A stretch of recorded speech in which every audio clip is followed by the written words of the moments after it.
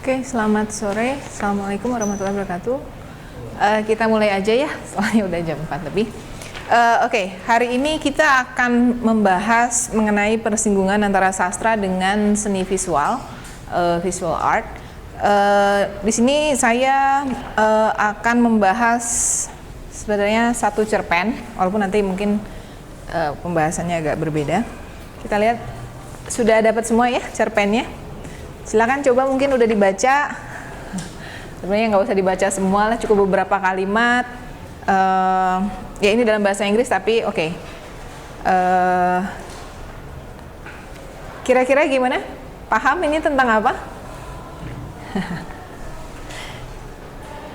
Ya, ini satu cerpen, penulisnya Gertrude Stein.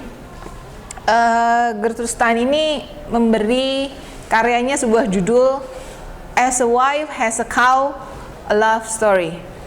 Ini dari judulnya aja udah membingungkan ya. As a wife hubungannya apa sama cow gitu ya? Istri sama sapi, kemudian kisah cinta lagi. Nah, tapi di bawah-bawahnya coba kita baca, apakah seperti kisah cinta? Ya, kita nggak tahu ya. Bahkan ini coba lihat kalimat pertamanya. Nearly all of it to be as a wife has a cow love story. All of it to be as a wife has a cow. All of it to be as a wife has a cow love story. Ini nggak ngerti juga ya. Kalimat pertama kenapa? Kira-kira apa yang membuat ini sukar dipahami? Bukan karena bahasa Inggris, tapi karena apa? Strukturnya. Kenapa? Subjek nggak ada, predikat nggak tahu yang mana, gitu ya. Oke, struktur kalimatnya seperti itu. Kalau ini juga nggak tahu, nearly all of it to be as a wife has a cow, love story, yang mana subjeknya nggak tahu, predikatnya yang mana juga nggak tahu, ya. Kemudian apa lagi? Yang paling terlihat jelas apa lagi? Banyak pengulangan. Ini diulang-ulang buat apa gitu ya? Nggak tahu. Coba paragraf keduanya. As to be all of it, as to be a wife has a cow, love story. All of it, as to be all of it, as a wife, all of it, as to be as a wife has a cow, love story. All of it as a wife has a cow, as a wife has a cow, love story. Ini kira-kira apa ya? Apa ini ada hubungannya juga mungkin seperti apa ya? Yang kita kenal kayak puisi-puisinya Sutarji gitu, harus dibacakan gitu, ya. Tapi ini kalau dibacakan seperti apa? Apakah make sense? Enggak juga ya. Oke. Nah, sekarang coba kalau kita misalnya mau membaca ini jadi apa? Jadi ini juga pernah saya berikan di kelas gitu ya. Kemudian responnya beda-beda. Ya, ketika disuruh menulis, misalnya di buku yang saya ambil itu, di situ ada beberapa respon dari murid-murid yang disuruh membaca karya Stein itu beda-beda. Ada yang tidak suka karena tidak mengerti gitu ya. Kemudian tidak paham ini buat apa gitu ya. Dan apakah ini bisa dikatakan karya sastra dan sebagainya. Jadi responnya beda-beda, tapi ada juga yang menyukainya gitu. Nah, sekarang saya mau coba kira-kira kalau kita mencoba membaca ini dengan menghubungkannya dengan misalnya ini. Kira-kira ada nggak hubungannya antara ini dengan ini? Ini lukisannya Picasso, Pablo Picasso. Judulnya Guernica. Guernica ini semacam apa sih, ritual menyembelih ya, tradisional, itu ya. Itu nanti ada ininya. Kira-kira ada hubungannya apa enggak ya? Atau kalau lukisan ini juga paham nggak? Ini lukisan tentang apa ya? Karena kemarin saya kebetulan baca. Jadi ini itu ceritanya tentang ketika satu kota bom sudah digempur oleh pasukan Jerman. Oke. Kemudian kehancurannya seperti itu. Oke. Kebetulan. Ya, bisa macam-macam sih memang. Oke, ada, kita lihat gini aja deh. Objek yang bisa dipahami apa di sini? Ini kita tahu ini kepala orang ya, sedang tengadah ya. Ini tangannya. Oke, badannya yang mana? Ini memang aslinya nggak ada warnanya, jadi emang begini. Eh, ini lampu apa mata? Atau ini kuda? Ya. Kemudian kuda badannya di mana nggak tahu, ini kaki kuda. Ini tangan kan megang ini ya. Tangannya siapa ya? Tangannya kuda? Bukan ya? Karena gambarnya ya kuda nggak punya tangan ya. Oke. Kemudian ini orang, ya ini wajah sih ya. Ini juga wajah. Ini kaki, nggak tahu kakinya yang mana. Ini kaki yang ini apa yang ini? Itu seperti wajahnya seperti mengapung aja gitu ya. Maksudnya mengapung karena nggak punya badan gitu dan sebagainya. Nanti kita lihat. Oke, tapi nanti ada lagi nih. Tapi ini ada judulnya. A girl crying sama a girl before the mirror. Apa ya a girl? Oke lah, masih kelihatan a girl nggak? Kelihatannya dari mana? Ya mungkin rambutnya. Dia pakai bonnet, dia pakai topi ya. Topinya. Tapi mukanya apakah seperti wajah perempuan? Ya ada sih ya. Ini kayaknya ini matanya gitu ya. Ini matanya, ini alisnya. Hidungnya yang mana? Apa yang ini hidungnya? Gitu. Kemudian katanya crying. Ya, tapi di sini kita tahu cryingnya kenapa? Karena ada air matanya jelas tegas di situ ya. Kemudian yang sebelahnya, girl before the mirror. Mana mirrornya? Yang kiri apa yang kanan? Oke, yang kanan. Kenapa kita berkesimpulan bahwa mirrornya yang kanan? Karena mungkin ini ada bingkainya. Oke. Nah, kalau mirror itu kan memantulkan refleksi kita. Refleksinya sama nggak? Beda ya? Oke, tapi kita lihat di sini yang ditekankan ini apanya sih? Ini apanya? Rahim. Ini payudaranya mungkin ya? Oke. Kenapa yang muncul malah yang ini ya?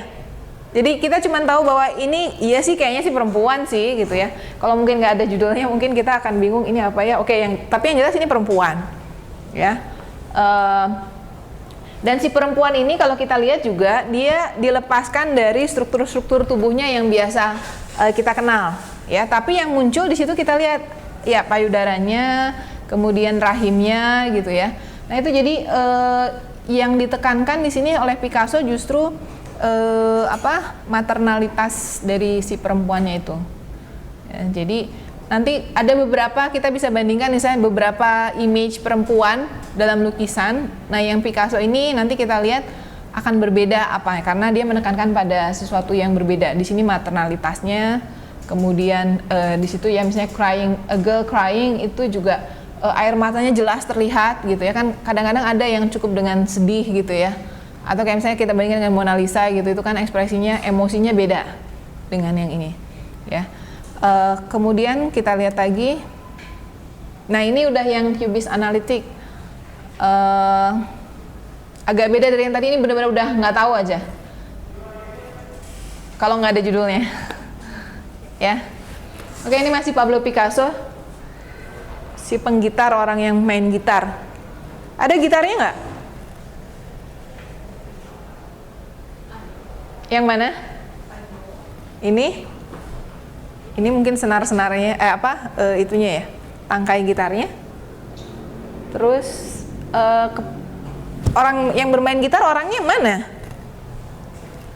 Kemudian yang ini juga, violin and candlestick, biola dan lilin. Lilinnya yang mana? Ini? Biolanya? Yang ini? Atau lilinnya yang ini? Yang mana? Gitu. Oke, kira-kira apa hubungannya antara prosa ini ya, yang cerpennya susah dipahami ini dengan ini gitu. Ya. Dan kalau misalnya kita menemukan karya sastra seperti ini, kita suruh bikin makalah tentang ini, kita ngomongin apa sih gitu? Yang jelas bisa nggak kita ngomongin plotnya? Nggak tahu ini ceritanya tentang apa aja nggak tahu. Ya, peristiwa-peristiwanya tentang apa ada nggak? When he can and for that, when he can for that, when he can and for that, when he can for that, when he can, for that, when he can for that, and when he can and for that, and that, and when he can for that, and when he can. Oke, dan ini coba kita lihat satu paragraf, diulang-ulang terus ya. Kayak apa? Kayak balok-balok, kubus-kubus gitu ya. Kayak kotak, sekotak, ini sekotak gitu. Nah ini memang si Gertrude Stein ini, kita lihat dari kepengarangannya, dia sangat terinspirasi oleh kubisme. Nah, jadi ini contoh-contoh lukisan kubisme. Misalnya ini Johan Gries, itu juga dia menggambar Picasso, gambarnya jadi kayak gini karena Picasso ini juga pelukis kubis ya. Nah, nanti kita bandingkan ini Picasso, ini karya-karya awalnya dan makin ke sana ini masih ada bentuk sedikit, dia semakin analitik, semakin nggak jelas. Ininya figurnya tidak ada lagi korespondensi keterkaitannya dengan visual, realitas visualnya udah nggak ada lagi, udah hampir nggak jelas yang mana-mana gitu ya, tapi yang ada hanya bentuk-bentuk geometri.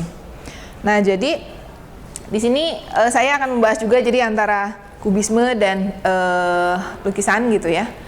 Jadi kubisme itu adalah gerakan seni abstrak modern.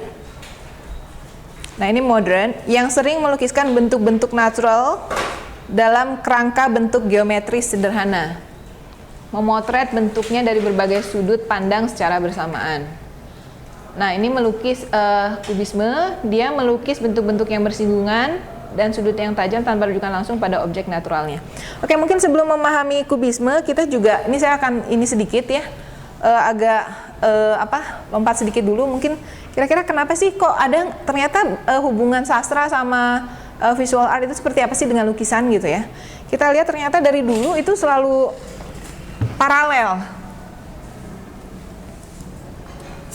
Sebentar. Ini saya lihat timeline-nya, bikin timeline sederhana, semacam sejarah aliran-aliran dalam lukisan, dan ternyata itu berbarengan sejalan paralel dengan aliran-aliran dalam sastra ya. Ini nggak saya kasih ininya karena ini banyak lukisannya, jadi agak susah nantinya ininya.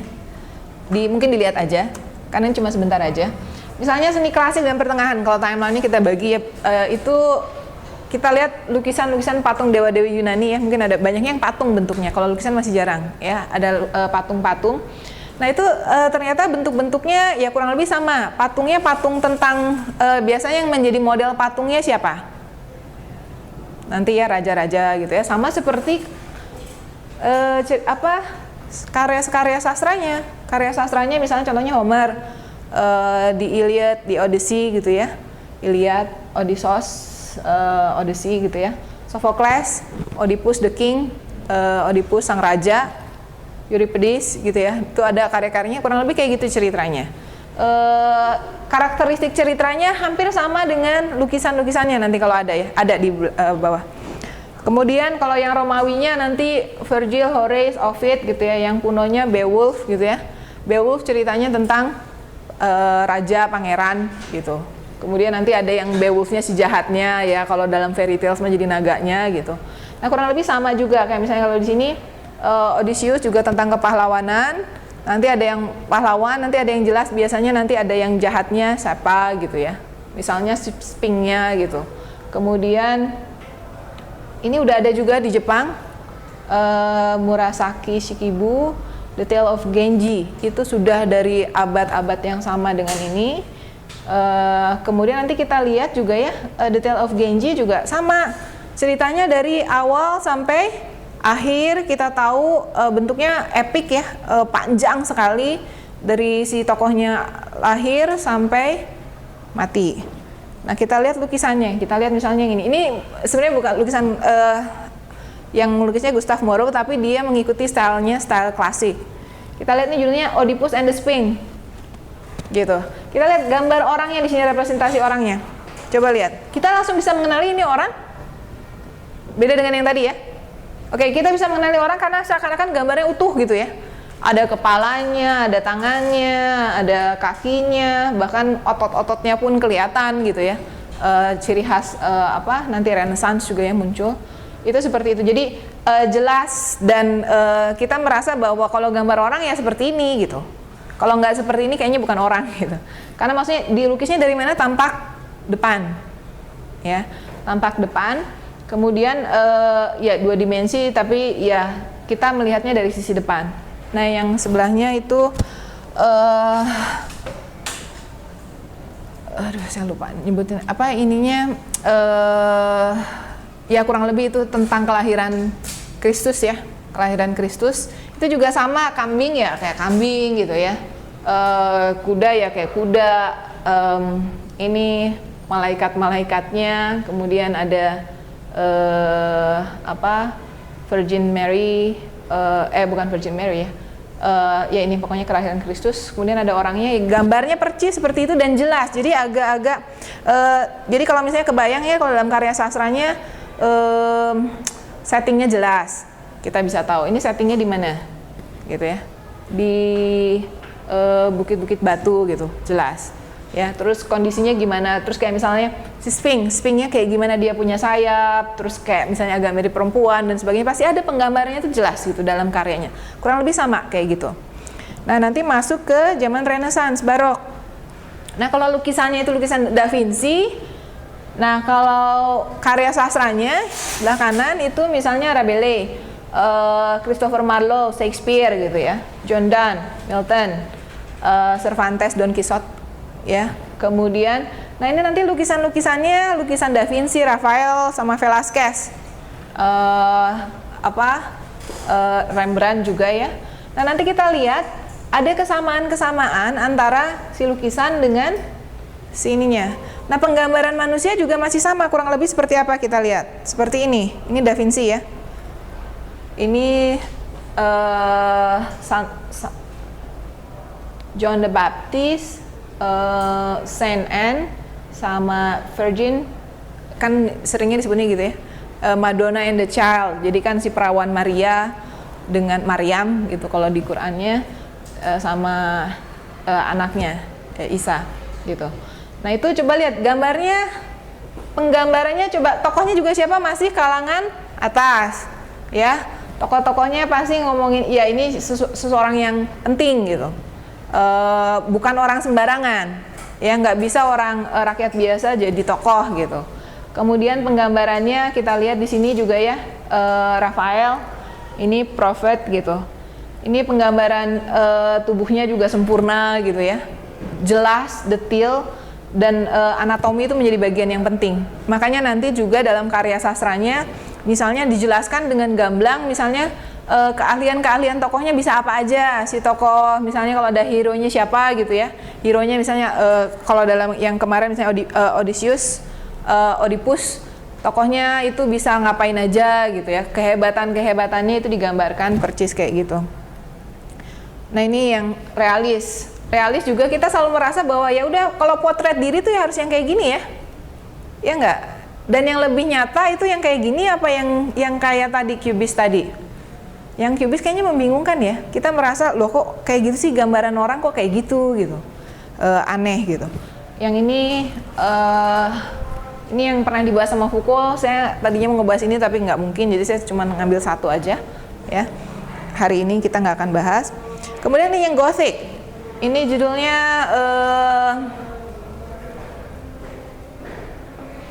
Gauguin, Paul Gauguin, When the Death Watching. Ini the death-nya dipersonifikasikan menjadi orang ya.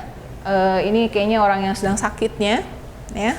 Kemudian si ininya siap-siap mengambil nyawa si ini gitu. Nah, ini Gothic, agak Gothic ya. Nah, kalau nanti mulai juga sama ternyata dengan kemunculan ininya, lukisannya tahunnya itu akhir abad ke 17-an ya, 17 ke 18. Itu juga mulai muncul yang namanya karya sastra, misalnya Gothic,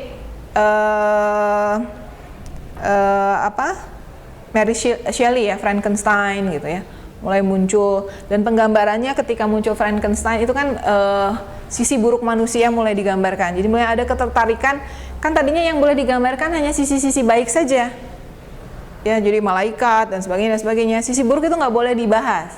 Sampai akhirnya ya di lukisan mulai muncul ada personifikasi dari death, gitu ya. Nah di karya sastra juga mulai muncul sisi buruk manusia. Misalnya Frankenstein itu Dr. Jekyll dan Mr. Hyde. Dr. Jekyll-nya sisi baiknya, Mrs. Hyde-nya, Mr. Hyde-nya sisi buruk manusia gitu. Yang menginginkan kesempurnaan tapi dengan cara yang serba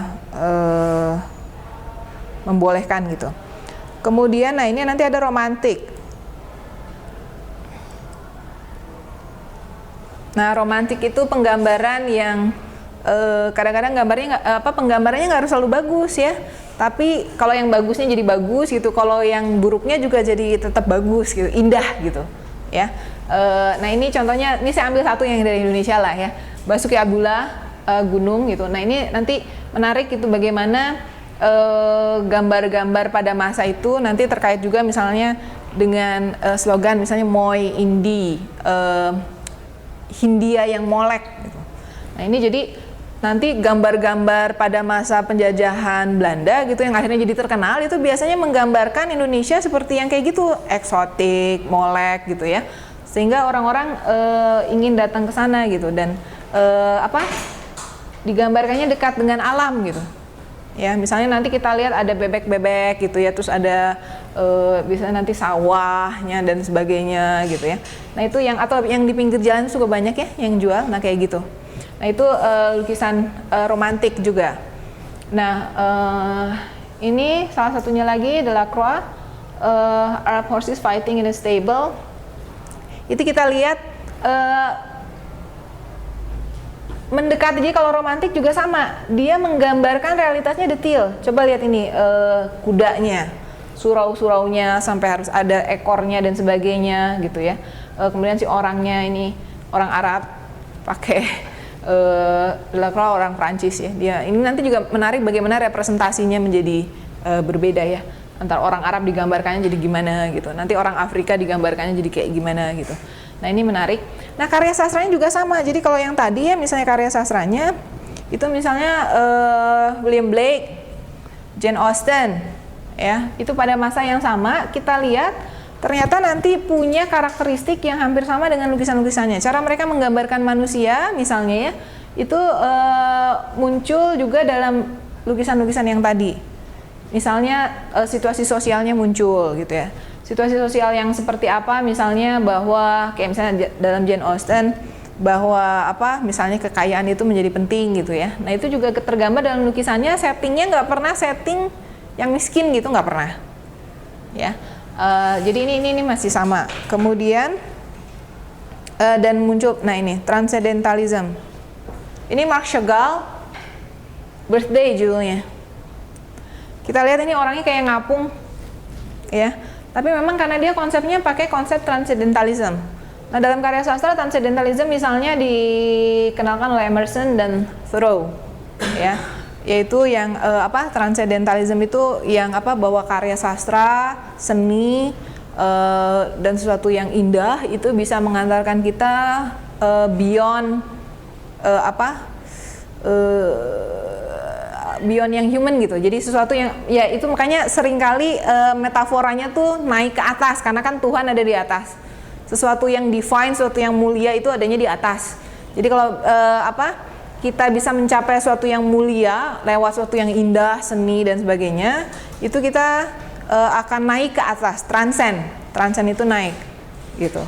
Nah ini Chagall juga diantaranya seperti itu. Jadi penggambaran dia tentang love gitu ya, birthday. Jadi birthday itu ini judulnya Birthday, tapi ya ini ada dua orang suami istri gitu. Kemudian dengan cinta aja udah cukup. Nah itu agak romantis sedikit, tapi juga transcendentalist karena cinta itu bisa membawa kita transcendent.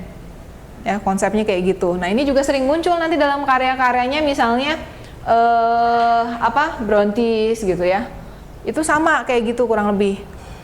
Ceritanya kalau cinta nanti ada tema cintanya, misalnya Cinta itu bisa menyucikan, bisa, nah semacam itu. Jadi temanya sama seperti yang muncul dalam lukisan. Nah kemudian realisme, ini saya agak ambil ininya aja ya. Kalau realis itu kan berarti penggambarannya coba yang ini percis seperti foto ya. New Orleans Cotton Exchange, itu kita lihat ada orang lagi baca koran, kemudian kursinya sebagainya, warnanya itu percis seperti potret pakai kamera, ya itu realis. Nah nanti dalam karya sastra juga sama, ketika menggambarkan karya sastra seperti memotret pakai kamera, jadinya nanti kayak gimana kalau realisme? Jelas, misalnya gini, ada tokoh masuk ke satu ruangan. Di ruangannya ada apa harus digambarin dengan jelas detail. Oh iya, sebelah kanannya ada meja, di sebelah meja itu ada lemari, di lemari itu buku-buku menumpuk selama staknya ada berapa gitu. Dan detail misalnya, terus posisi ada lukisannya sebelah mana, kemudian jendelanya itu menampilkan pemandangan yang seperti apa, itu jelas sekali detail. Nah ini sama seperti ini, lukisan-lukisan ini memerlukan detail yang sangat tinggi, ya, kemampuan untuk menggambarkan detail yang sangat tinggi. Nah nanti kita lihat juga di sini, kita lihat ada representasi manusia di sini. Manusia muncul seakan-akan, nah nanti kita karena kita terbiasa ya, dan ini kan realisme soalnya cukup lama dia ngetrennya. Nah kita terbiasa kalau ngelihat penampilan manusia yang seperti ini gitu. Nanti kalau bukan seperti ini kayaknya aneh gitu, ya. Nah nanti yang aneh ini mulai muncul, ini masih naturalism, Du Bois, Joseph Conrad, ini Andrew Wyeth, Christina's World. Ini ceritanya cacat, dia menuju ke rumahnya gitu, menggambarkan penderitaan juga. Nah itu sama juga nanti Jack London misalnya, Charles Dickens menggambarkan penderitaan mulai. Nah ini coba kita lihat mulai dari yang ini tadi. Tokohnya udah siapa? Ini masih orang Arabnya, kayaknya juga masih orang ini ya, orang terpandang, orang kaya. Tapi coba kita lihat yang berikutnya. Ini orang biasa ya, kayaknya suami istri biasa. Ini apalagi, yang ini nggak tahu, ini mungkin masih agak bangsawan, tapi nggak tahu juga. Nah yang ini oke lah, kombinasi ya, mungkin ada orang bangsawannya, tapi ada juga yang pekerja biasanya. Nah yang ini mulai orang cacat, bisa jadi subjek untuk sebuah karya. Nah nanti kita berbandingkan juga. Nah itu mulai muncul yang namanya kelas bawah, misalnya dalam drama-drama Shakespeare itu yang namanya tragedi, kan dianggapnya tragedi lebih tinggi derajatnya daripada komedi. Dan namanya tragedi itu tokoh-tokohnya pasti semuanya bangsawan, raja. Nah nanti kalau ada misalnya pembantu gitu ya, orang kelas bawah, dia munculnya cuma sebagai karakter pendukung. Dan karakter pendukungnya biasanya yang jadi jokernya, yang supaya jadi lucu ceritanya. Nah dalam komedi baru tokoh utamanya juga yaitu orang kelas bawah, karena nanti dimainkan, jadiin humor gitu, bahan lelucon orang kelas bawahnya. Nah yang ini sekarang udah mulai penggambaran orang kelas bawah, tapi secara full, penuh gitu ya, dan bukan sekedar hanya sebagai tokoh sampingan. Nah, kemudian masuk zaman Rokoko modern, itu tadi Delacroix, masih Rodin. Rodin ini pemahat ya, Auguste Rodin mungkin tahu ya. Si pemikir tuh Rodin ya. Sama si banyak ya, Cézanne. Ini kalau buat arsitekturnya, arsiteknya itu Lloyd Wright. Ini Picasso udah mulai. Nah kita lihat di sininya nanti mulai muncul misalnya ada James Joyce gitu ya, kemudian ini Camus, itu nanti menggambarkan surrealism. Nah modern itu misalnya ini Cézanne, The Bridge, mulai nggak jelas, ya. Ada bridge-nya? Ini nanti jadi cikal bakal, ini impressionism, cikal bakalnya cubism dari sini, ya. The bridge, tapi kita nggak tahu yang jelas ya. Udah ini ada bridge-nya, berarti bawahnya apa ya? Di bawah bridge ada apa ya? Harusnya sih sungai ya. Oh ini mungkin sungainya. Tapi ini yang hijau-hijau ini apa ya? Oh ya mungkin pohon-pohonannya gitu. Nah paling jadi seperti itu impresionisme. Jadi mulai nggak jelas. Nah nanti kita perhatikan juga mulai muncul yang namanya kalau dalam karya sastra pada saat yang bersamaan itu ada yang namanya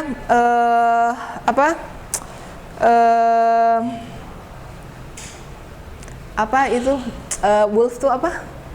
Cara bertuturnya yang pindah-pindah gitu. Jadi jadi si narator biasanya kan jelas ya narasinya masuk apa. Nah, dia masuk ke pedalaman pemikiran tokoh. Nah, stream of consciousness. Jadi ada nanti alur kesadaran gitu ya. Kemudian si tokoh bisa berpikir dengan lompat-lompat. Dan memang itu juga nanti muncul bareng-bareng juga. Nah, ini menariknya gitu ya. Dengan perkembangan psikologi. Nah, perkembangan psikologi ternyata katanya cara berpikir manusia itu memang tidak pernah runtun, tidak pernah logis. Jadi pasti loncat-loncat. Nah, jadi kalau ada karya sastra yang menampilkan pemikiran tokohnya dengan runtun, itu bohong katanya gitu. Karena pada kenyataannya nggak seperti itu. Ini sekarang Anda mendengarkan pada saya, tiba-tiba bisa ingat, aduh hujan tadi udah diambil belumnya jemuran gitu. Terus tiba-tiba pindah lagi ke sini, dan bisa dalam hitungan detik aja kan berpindah. Nah, bayangkan ketika itu semua dipindahkan ke dalam kata-kata. Kira-kira kata-katanya akan jadi bagus, rapih, apa membingungkan? Karena lompat-lompat. Ya pastinya membingungkan. Ya, kita jadi coba misalnya, nah itu jadi sama nanti karya sastranya mulai muncul yang kayak gitu, misalnya James Joyce gitu ya. Kemudian ada yang misalnya gini, nggak selamanya kan kalau yang kemarin-kemarin ini gambaran manusianya utuh ya. Jelas, lengkap, dari kaki, tangan, kepala gitu. Ya karena orang seakan-akan si penulisnya tuh paham betul tokoh-tokohnya tuh kayak gimana. Nah, ketika masuk zaman modern, itu si penulis atau si pelukis udah lagi nggak bisa paham benar-benar seutuhnya gitu. Kenapa? Karena ya nggak mungkin aja gitu tahu. Jadi kadang-kadang kita misalnya gini, menulis itu buat apa? Kadang-kadang kan untuk menyampaikan pesan. Apakah harus selalu pesan moral lah atau apa gitu ya. Tapi mungkin nggak si penulis itu ketika menulis dia tidak tahu mau menyampaikan apa gitu. Bisa nggak? Boleh nggak? Nah itu akhirnya, dan itu muncul, udah aja saya nggak tahu kok. Ya udah aja saya bilang nggak tahu. Jadi nanti misalnya ada pada beberapa bagian itu misalnya ada dash strip panjang gitu ya. Yang si tokohnya teh ngomong terus nggak selesai gitu. Terus ada strip panjang dan nggak tahu apa. Jadi artinya si pembaca nggak bisa tahu pada saat itu si tokohnya ngomong apa gitu. Jadi si naratornya mulai terbatas. Kan biasanya naratornya Tuhan nih, dia bisa masuk ke pemikiran si tokoh A, tokoh B, tokoh C, bakal tahu kurang lebih misalnya endingnya bakal kayak gimana gitu. Nah, mulai modern itu orang mulai paham, itu kayaknya bohong ya kalau kayak gitu kan, yang bisa kayak gitu kan cuma Tuhan gitu. Yang bisa tahu segala gitu. Yang omniscient, yang maha tahu gitu. Nah, akhirnya mereka bikin sudut pandang yang terbatas. Kenapa? Karena memang itu manusia kan terbatas. Dia nggak bisa mungkin masuk ke pemikiran orang lain gitu. Nah, kalaupun ya udahlah kepaksa lah pakai masuk ke satu pemikiran tokoh gitu, satu tokoh, akhirnya dia kayak ngikutin gitu ya. Dan bisa masuk tapi cuman ke tokoh itu aja, tokoh yang lain dia nggak bisa gitu. Nah, itu mulai muncul subjektivitas itu mulai pada zaman modern ini. Nah, kemudian yang ini kubisme, Head of a Woman, ini agak nggak jelas karena ini sebenarnya dari buku ini, terus saya fotonya kurang jelas, jadi ya udah. Ini Frugal Repast, ya. Ini Picasso awal-awal ini dia masih agak realis, ini masih ada bentuknya jelas. Cuman ini agak coba lihat penggambaran orang yang ini dengan orang yang tadi di Cotton Exchange, New Orleans Cotton Exchange, sama apa beda? Apa bedanya? Kira-kira yang tadi mah lebih menyenangkan gitu ya gambarnya. Kalau yang ini kenapa? Kita apa yang membuat ya misalnya ininya pipinya kurus ya, terlihat kurus. Kemudian kita tahu ini mungkin kalau dikaitkan dengan yang kemarin mungkin ada ciri-ciri TB gitu ya. Matanya dan sebagainya. Itu yang disebut Susan Sontag seperti itu. Bahkan dalam lukisan juga muncul gitu ya. Yang karakteristik yang kayaknya justru ya mengidap penyakit gitu ya, dan seterusnya. Kemudian postmodern itu orang udah mulai berani lagi nanti nanti karyanya juga mulai macam-macam ya. Misalnya ini saya nggak tahu ini nyebutnya apa sih, Marcel Duchamp kalau nggak salah, Duchamp, tapi saya nggak tahu ya. Tulisannya Duchamp ya, bahasa Prancis, orang Prancis gitu. Ini judulnya Nude Descending the Stairs. Jadi orang telanjang menuruni tangga. Nah, lukisan ini nanti yang jadi cikal bakal munculnya yang disebut dengan motion picture. Ya, atau memang dia juga diinspirasikan oleh itu. Ya, motion picture itu yang kita tahu film ya. Itu kan gambar yang bergerak. Nah, kalau ini enggak. Ini gambar yang diam yang mencatat atau merekam gerak. Jadi dalam satu kanvas dia mencoba gimana sih caranya kanvas itu kan biasanya kanvas itu kan statis ya, diam. Nah ini seakan-akan gimana kalau kanvasnya bisa nggak kanvas menangkap gerak? Nah jadinya begini, ya. Kalau kita turun tangga, ini gimana sih tangganya mana? Oh ya rupanya ini dari sini, sini, jadi ke bawah turun. Tapi jadinya ya kayak begini, jadi membingungkan. Kayak orang nggak? Nggak. Nah, nanti kebayang nggak kalau karya sastranya juga bisa dituangkan dalam bentuk kata-kata. Tapi yang jelas, ketika dituangkan dalam bentuk kata-kata, akan sejelas seperti karya sastra realis atau tidak? Ya nggak akan, gitu. Makanya nanti misalnya muncul, nanti misalnya yang surrealis, Salvador Dali. Ini agak mengerikan, tapi ya udah. Namanya surrealis ya kayak gitu, atau yang Edvard Munch itu yang The Scream itu ya. Itu nanti kita lihat juga ada beberapa karya sastra kayak misalnya Salman Rushdie misalnya. Pernah baca Salman Rushdie? Itu kan sering disebutnya magic realism ya. Tapi kalau menurut saya agak-agak dekat ke surrealis gitu.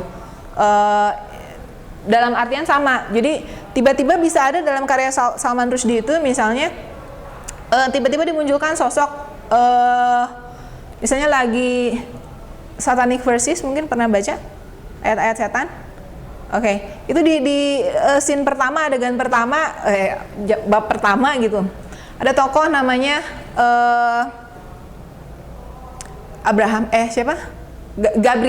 Jibril.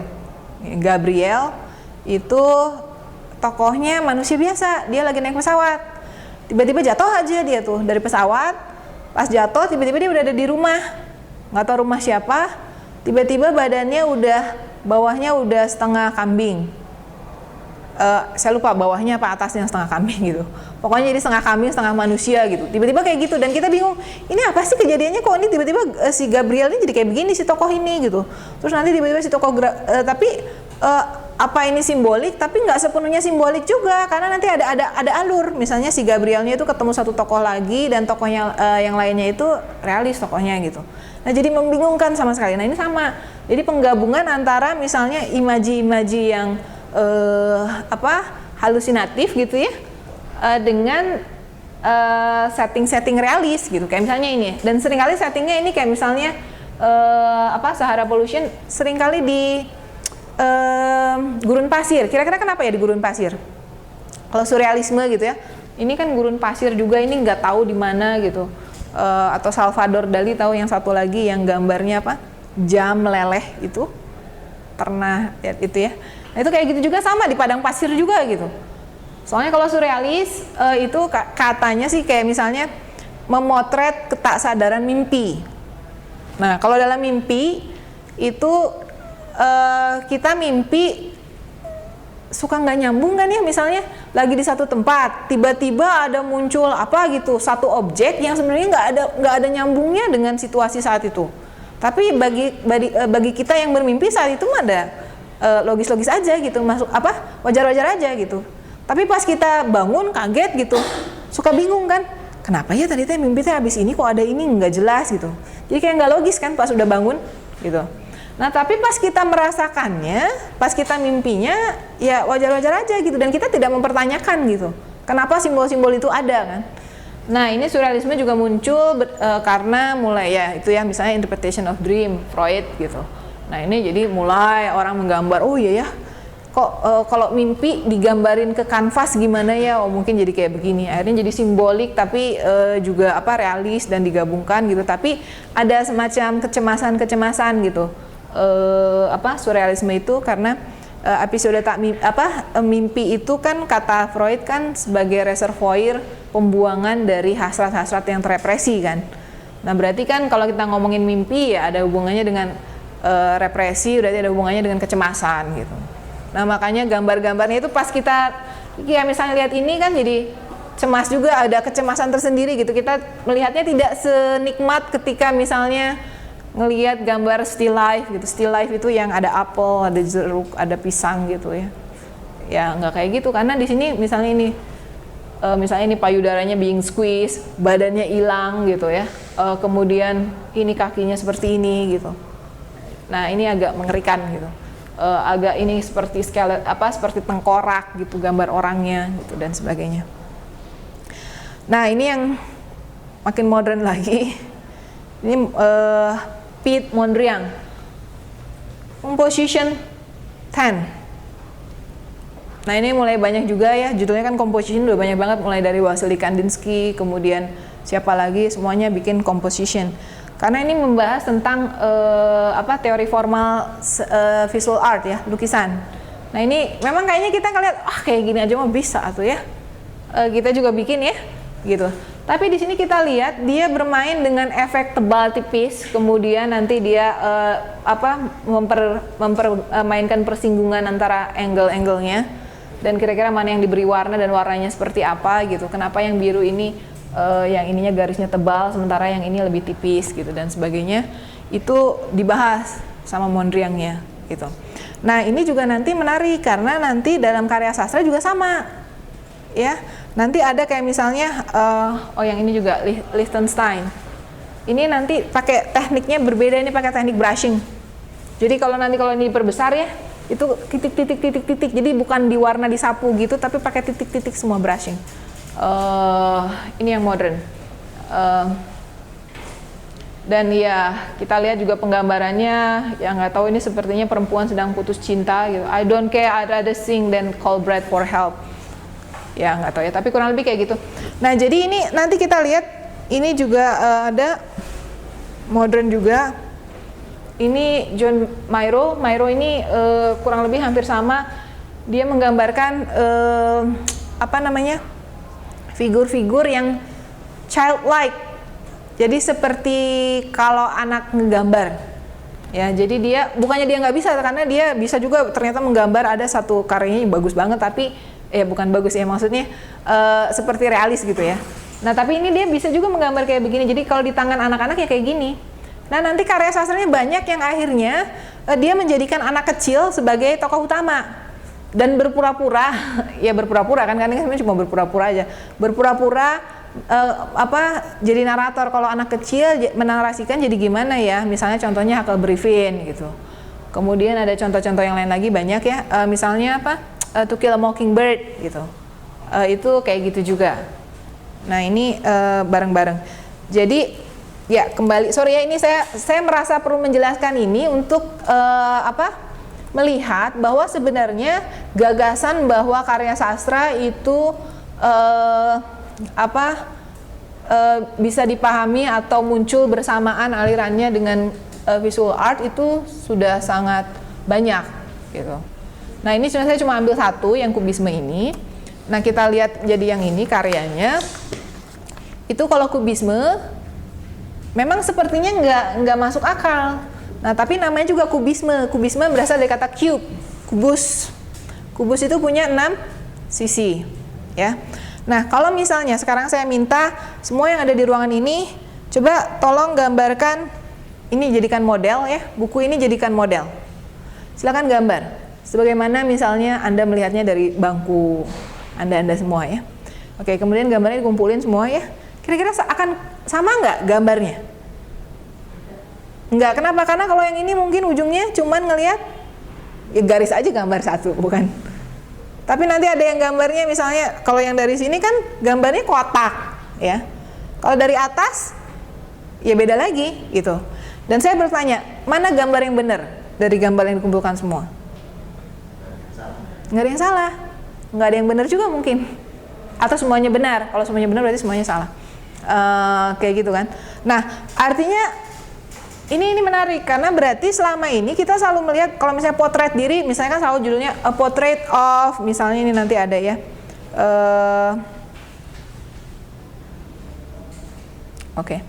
nantilah a portrait of misalnya Rembrandt, self portrait gitu. Pasti gambarnya dari depan, lukisan Mona Lisa dari depan kemudian tampak mukanya, kemudian tampak badannya gitu ya dari depan. Ya, kira-kira kalau mau analisa waktu itu dari samping gitu ya, nyamping gitu tapi nggak lihat ke sini ya, gitu. Misalnya nyamping ke sini, kira-kira gambarnya gimana gitu? Atau ketika misalnya ngelihat dari atas, kira-kira gambar orangnya kayak gimana? Kalau saya gambar begini, saya nggak bisa gambar sih, tapi ya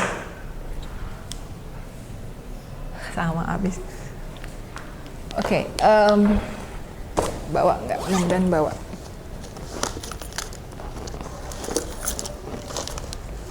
Ternyata enggak, ya udahlah. Oke, kurang lebih kalau kayak gitu ya, ya inilah. Ini misalnya ada lingkaran, terus ininya ada kayak gini, ini ada kayak gini gitu.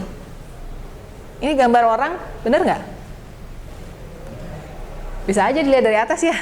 Ini kepalanya, ini bahunya gitu, dua tapi benar-benar tegak lurus, dan nanti gini gitu. Ini masih dari depan. Kalau tegak lurus benar-benar dari atas, mungkin gambarnya cuma gini aja gitu. Ya paling di sini nanti ada kakinya gitu, atau kakinya agak besar di sini, sepatunya dan sebagainya. Itu kan bisa aja gambar orang kayak gitu ya. Bener nggak? Bener juga. Nah cuman karena kita tidak terbiasa dan selalu melihatnya dari angle yang itu lagi, nah jadinya selalu sama hasilnya. Makanya kalau misalnya dulu si Gertrude Stein ini waktu pertama-tama dia kuliah, itu pas dia ada mata kuliah Inggris ya, English itu kan berarti menulis dan sebagainya, itu nilainya paling kecil karena katanya bahasanya kacau dan sebagainya gitu. Kemudian waktu pas dia mau nerbitin bukunya, ditolak mentah-mentah sama penerbitnya, akhirnya dia terbitkan sendiri. Ini yang terkenal misalnya Three Lies itu, nggak ada yang mau nerbitin. Akhirnya tapi dia orang kaya kan, karena dia orang kaya, ya udah. Dan dia sosialitanya juga di kalangan Perancis, Paris gitu ya, kuat gitu. Akhirnya jadi terkenal gitu. Ini ada faktor sosialnya juga. Nah, jadi karena tidak terbiasa jadi aneh. Nah, waktu Picasso juga waktu awal-awal dia masih gambarnya yang tadi ya, realis gitu. Nah, tapi lama-lama dia menemukan sebuah teknik, artinya jadi gini, gimana kalau mau gambar orang, itu dipotong-potong dulu menjadi kubus-kubus kecil ya. Kemudian kubus-kubus itu kan berarti, kubus kan punya 6 sisi ya. Kalau orang dipandang dari sisi yang 6 berbeda tadi, hasilnya gimana? Beda kan? Nah, nanti udah dipandang dari 6 sisi yang berbeda, dimasukkan lagi dalam satu kanvas. Nah, jadinya kayak gitu. Jadi aneh gitu.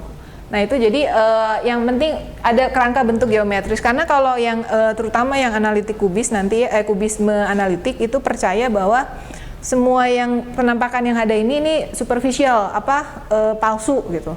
Nah, di bawah yang superficial itu ada suatu tatanan yang matematis. Ya makanya geometris itu bidang-bidang geometris itu menjadi tuntunan untuk melihat dari lapisan yang bawah itu tadi. Kemudian jadi ini dia melukis sudut-sudutnya tajam tanpa rujukan langsung. Kemudian dia memecah figur dan dikonversi figurnya ke bentuk geometri ya tadi. Depersonalisasi. Jadi kalau nanti orang misalnya di gambarnya orang, maka si orang itu nggak boleh jadi kelihatan orang, dan nggak penting lagi misalnya dia siapa, kemudian karakternya seperti apa. Karakter tapi masih agak penting, kayak misalnya tadi the crying nude ya, a girl crying, itu crying kan itu jadi karakter ya. Masih ada kalau yang analitik udah nggak jelas kayak tadi the gitarisnya laki-laki apa perempuan, dia sedang merasakan apa, emosinya seperti apa, jadi nggak penting. Karena yang lebih penting adalah bagaimana si tokoh dihadirkan tidak sesuai dengan realitas visualnya. Kemudian dia menjadi variasi, ya ini tadi superficial, diatur oleh tatanan yang matematis. Nah, kemudian si Gertrude Stein ini, jadi waktu pertama dia nulis itu kakaknya namanya Leo. Dia masuk sosialita selebriti saat itu juga ya, artis-artis seniman-seniman Prancis. Leo menyarankan, udah Stein kamu ini aja, Gertrude kamu bikin, coba diterjemahin aja Flaubert diterjemahin ke bahasa Inggris gitu. Jadi dia bikin karya yang meniru Flaubert gitu. Nah tapi akhirnya dia nggak gagal-gagal terus akhirnya ada pameran lukisan, dia ngelihat lukisannya Cézanne, kemudian ngelihat lukisannya Matisse, terus ngobrol-ngobrol sama Picasso, akhirnya dia punya konsep sendiri tentang menulis gitu. Jadi yang tadinya dia menggunakan kubisme, konsepnya Picasso, tapi dia karena dia nggak bisa ngelukis, ya udah saya pakainya kata-kata. Jadi kalau Picasso pakainya kanvas sama catnya gitu, kalau Gertrude-nya ini pakai kata-kata. Nah, gimana caranya menggunakan kubisme sebagai menulis, teknik menulis? Yang pertama yaitu tadi hubungan strukturnya, subjek, predikat, komplement juga abstrak. Kata-kata yang satu dengan yang lain terhubung secara abstrak. Kemudian mengarahkan kata-kata pada asosiasi perumpamaan yang tak lazim ini. Kita bisa lihat wife sama cow, cow sama love story. Kemudian nanti kalau kita lihat di sini, kita lihat ya paragraf pertama. Nah ini kita mungkin setiap paragraf ini kalau saya lihat mungkin jadi satu kubusnya. Nah coba bayangkan satu benda tadi ini ya. Dilihat dari sini, dari sini, dari sini, dari sini, dari sini, dari sini. Kira-kira yang dilihat yang itu juga kan? Kalau dalam bentuk prosa, bentuk kata-kata, verbal, yang muncul apa? Pengulangan. Mau nggak mau harus ada pengulangan. Karena sebenarnya nanti dalam beberapa lukisan Picasso juga selalu ada pengulangan. Misalnya matanya jadi ada beberapa, dilihat dari misalnya tangannya jadi ada kayak banyak. Contohnya, oke, sebentar. Oke, ada berapa orang? Yang kelihatan 5. Tapi ini judulnya Mademoiselle d'Avignon. 1 ya? Apa enggak? Judulnya ada berapa orangnya? Madame d'Avignon. Ada berapa? 1 ya kayaknya. Nah ini tapi jadi kelihatan banyak. Kok ada banyak sih? Ya nggak tahu. Mungkin ini yang satu lagi posisinya gimana gitu, dilihat dari sudut pandangnya beda gitu. Nah bayangkan kalau misalnya satu peristiwa muncul dari sudut pandang yang berbeda tapi disatuin gitu ya, mungkin jadi kayak begini ya. Paragraf blok yang pertama ya, ada kubus yang pertama ngomongin tentang As a Wife Has a Love Story, kayaknya itu agak banyak yang muncul. Kemudian yang paragraf keduanya As a Wife Has a Cow, Love Story, As a Wife Has a Cow, Love Story, diulang-ulang terus. Nah paragraf ketiganya mulai As it has made, nggak tahu it-nya kemana, has to be a wife has a cow. Kemudian ada yang baru tapinya has made as to be as a wife. Ada kata has made-nya diulang-ulang. Selalu jadi dalam satu paragraf nanti ada satu unsur baru. Kemudian paragraf berikutnya when he can what? Nah ini nanti mungkin dihubungin lagi sama yang atasnya. Nah, jadi kayak kubus-kubus gitu. Jadi dia fokus dulu di satu itu dulu, terus fokus lagi di sini. Tapi nanti kemudian nggak tahu ya, kalau misalnya ini disatu-satukan mungkin ada ceritanya jadinya gitu. Ya. Nah jadi di sini perumpamaan yang tak lazim ya tadi cow sama wife sama love masih nggak apa-apa, tapi cow sama love story gitu. Kemudian mengedepankan berbagai perspektif tentang subjek secara bersamaan. Jadi perspektifnya beda-beda kayak tadi ya, sudut pandangnya. Nah ini nggak tahu kejadiannya apa, kira-kira ada ada wife, ada cow, kemudian nggak tahu ketemunya di mana. Nah mungkin kita harus baca dulu semuanya. Nanti ada on 15 of October, kenapa Oktober juga, dan seterusnya nanti digabung-gabungkan, baru mungkin nanti ada sebuah perspektif yang masuk akal mungkin pada akhirnya. Kemudian di sini jadi kita lihat dia menggunakan bahasa jadi kayak semacam stretching the language hingga sampai to its limit, jadi sampai ke batasnya, jadi benar-benar sampai batasnya itu sampai pada akhirnya jadi nggak bermakna seakan-akan. Ya, kita baca ini jadinya gimana sih ini? Kira-kira kalau ini ditawarkan, dipasarkan pada orang-orang zaman Renaissance, ada orang yang mau beli nggak? Nggak ada juga. Sebenarnya pada zamannya Stein juga mungkin nggak ada yang mau beli, cuman karena dia punya uang jadi dia bisa mencetak sendiri ya bukunya. Oke, kemudian yang pertama, nah itu, jadi kalau Flaubert itu kan dia agak realis, kemudian jadi bentuk-bentuknya konvensional. Nah ini sintaksis sama grammarnya udah kacau. Dia kacaukan memang sengaja, karena dia tidak mau yang konvensional. Kemudian menunjukkan kemungkinan asosiasi bebas, mengambil nilai kata yang jadi tadi ya, nilainya diabaikan, dia pakai asosiasi bebas. Menggunakan pengulangan, menolak emosionalisme. Emosionalisme ini dia pengaruhnya nanti sama Cezanne. Jadi bagi dia nggak penting untuk masuk terlalu dalam sama tokohnya, nggak. Jadi kalaupun dia, jadi gini, si Stein itu waktu dia muda dia sempat kuliah psikologi, dia pernah masuk psikologi di Cambridge, belajar sama William James, ya. Nah William James ini ngomongin tentang teori, nanti saya bahas juga, teori personality, human personality, personalitas manusia. Nah nanti dia banyak terpengaruh sama itu. Nah bagi dia emosi itu ya kalau nggak agresif ya pasif gitu misalnya. Jadi agak simpel sih. Dan itu dia masukkan ke dalam karyanya ini. Jadi dia menolak emosionalisme, kemudian alih-alih menggunakan naratif linear ya, tadi udah ya, dia menggunakan balok deskripsi inkremental, diulang lagi, ditambah lagi, pelan-pelan ditambah lagi baloknya, ditambah lagi kubusnya gitu ya. Sampai akhirnya mungkin ini nanti kita bisa lihat ada tambah lagi apa, mungkin informasinya jadi agak bertambah pada saat kita selesai membacanya.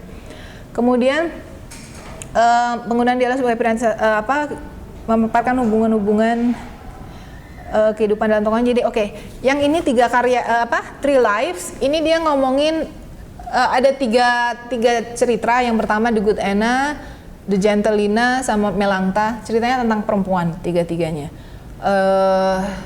Dan perempuannya dari kalangan bawah, pembantu. Yang satu lagi malah dia bilang nigger gitu. Nah ini dia nggak banyak masuk ke, jadi perkembangan karakternya cuma sedikit nanti kita lihat ya dalam karya-karyanya dia. Nah kemudian ini salah satunya lagi ciri-cirinya menulis dengan telinga ketimbang mata. Nah dia katanya sih gitu. Jadi berkonsentrasi lebih pada mendengarkan kata-kata yang ia goreskan ketimbang mengimajinasikan yang ia lihat. Makanya kan kalau kita lihat kayaknya nggak ada artinya, pas dibaca mungkin ya lebih mungkin musical ya. Tadi ya saya bacain ya mungkin agak mirip kayak tadi, efeknya kayak Sutarji, mantranya Sutarji kan mantra gitu. Nah ini mungkin itu juga. Jadi lebih menyenangkan buat telinga gitu ketika dibaca ketimbang dilihat, karena nggak ngerti juga kalau dilihat gitu. Nah ini juga menandai, jadi kan waktu itu berkembang juga pada masanya si Stein ini gerakan The Art for Art, seni untuk seni. Artinya apa? Ya udahlah, seni mah bukan, nggak usah ngomong, kalau ngomongin seni nggak usah ngomongin masyarakat, nggak usah ngomongin aturan, ya seni itu sendiri gitu. Nah jadi dia mengembangkan teori komposisi estetika, dia mengembangkan estetikanya dia sendiri tanpa implikasi sosial dan politik. Jadi kayak misalnya bagi dia, walaupun saya mencoba membaca lain ya, pas saya baca ini misalnya, ya nggak penting juga lah misalnya ini backgroundnya, kenapa misalnya tokohnya setengah kulit hitam, setengah kulit putih, ya nggak apa-apa aja gitu, mungkin buat dia. Jadi yang penting justru jangan lihat ini deh apa yang dilakukan oleh si tokoh, tapi lihat bagaimana saya menampilkan tokohnya. Jadi yang lebih ditonjolkan tuh itunya. Tokoh-tokohnya hidup di dunia sendiri, dunia yang ditentukan oleh estetika, bukan ditentukan oleh tatanan sosial. Kemudian ya itu tadi terlalu menyederhanakan, karena itu tadi kayak seakan-akan cuma dua, kalau nggak agresif ya pasif misalnya kayak gitu. Jadi sederhana. Oke, ini gambar lukisannya Cezanne. Nah kita lihat juga kalau di sini dia memang agak ini proto-impresionism agak mulai masuk nanti jadi kubisme, yang jadi cikal bakalnya kubisme Cezanne. Itu dia mulai dengan permainan, tapi kalau Cezanne kan, kalau Picasso tadi dengan kubus-kubus, kalau Cezanne dengan warna. Nah nanti kalau ini diperbesar ya, sayangnya saya nggak pakai ini sih. Jadi kalau ini diperbesar, itu nanti kita lihat itu dia kayak kuas kecil, pakai kuas kecil terus digitu-gitu. Jadi detail sekali.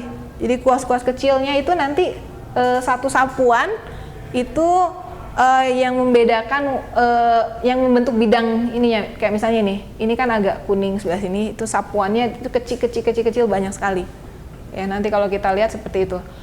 Nah jadi dari si Cezanne ini si Stein belajar yang pertama, dia selalu bilang, katanya teringat ucapannya Cézanne bahwa apa, all things similarly important with other things. Jadi dalam sebuah tulisan itu setiap bagian sama pentingnya dengan bagian lain. Jadi nggak ada satu bagian yang lebih penting dari bagian yang lain. Misalnya gini, kalau yang konvensional itu kan bagian paling penting itu apa? Climax, ya kan? Nah nanti ada apa? Falling action, resolution gitu, turun. Ada aksi naik, udah climax nanti turun. Kalau bagi dia enggak, ya udah sama-sama aja. Jadi nggak ada yang ini lebih penting, ini lebih lebih nggak penting, semuanya sama. Jadi sama pentingnya. Nah pada akhirnya memang jadi agak datar, capek bacanya memang. Misalnya yang ini Melangsa ya agak beberapa, aduh capek banget bacanya karena memang ya kayak gitu plotnya nggak mungkin nggak naik turun seperti kalau di yang konvensional. Kemudian pandangan sifat manusianya statis, tidak berubah. Nah tadi ya secara mendasar terbagi dua, agresif atau pasif. Misalnya si Ana dalam dalam tokoh yang cerita yang pertama itu dia sifatnya agresif, mengendalikan hubungan dengan tokoh lain, selalu yang ngambil ini berusaha mengendalikan gitu. Tapi nggak pernah berhasil juga sih gitu. Kemudian tidak ada perkembangan karakternya nggak berkembang itu lagi. Jadi kalau udah disebutin itu, ya udah itu aja gitu. Jadi nanti pas di bagian cerita akhirnya nggak nambah lagi gitu. Memang jadi ya kalau yang sudah terbiasa dengan cerita realis atau romantis gitu ya, ini membaca Stein jadi agak menyiksa gitu karena ya itu tadi. Kemudian dramatisasi suatu sifat tokoh dalam balak-balak episode yang repetitif. Dramatisasi satu gitu dibikin jadi wah terus-terusan gitu. Agak mirip dadaisme kan gitu ya. Jadi nanti misalnya dalam satu lukisan, misalnya kalau dadaisme itu misalnya dia fokus pada satu bagian, misalnya kalau gambar orang, dia bagian tubuhnya fokus pada kaki aja gede gitu. Yang lainnya kepala, badan, tangan kecil semua. Tapi kakinya gede. Itu dadaisme. Nah, nanti kalau dalam karya sastra juga sama. Jadi ada satu bagian itu kayaknya gede banget didramatisasi, padahal yang bagian lainnya tuh nggak dibahas gitu. Karena itu konsep dadaisme. Jadi di sini juga sama. Jadi kalau udah ada sifat tokoh satu kayak gitu, dibahas terus, didramatisasi. Nah ini potret of Madame Matisse. Ini juga yang menginspirasi Stein. Misalnya salah satu inspirasinya itu dari Matisse itu, misalnya itu dia menekankan potret psikologis perempuan perorangan. Nah ini kita lihat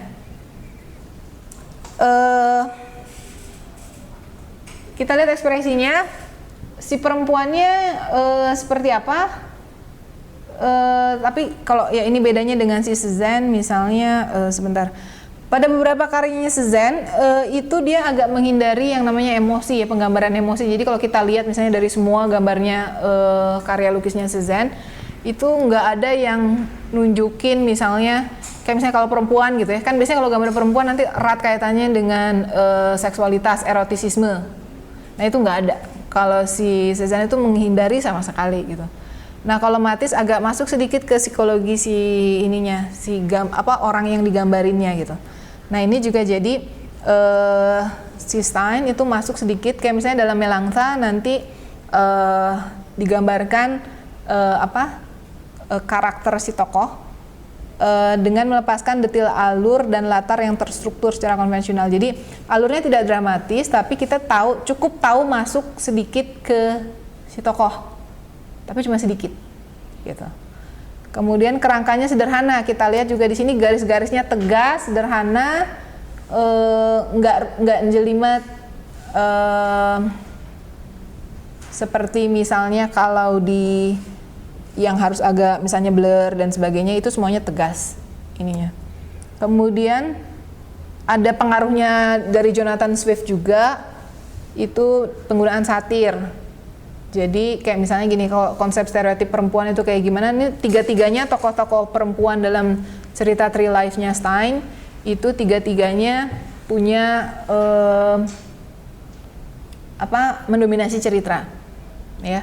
Kemudian kalau perempuan itu kan biasanya jadi subsequent jadi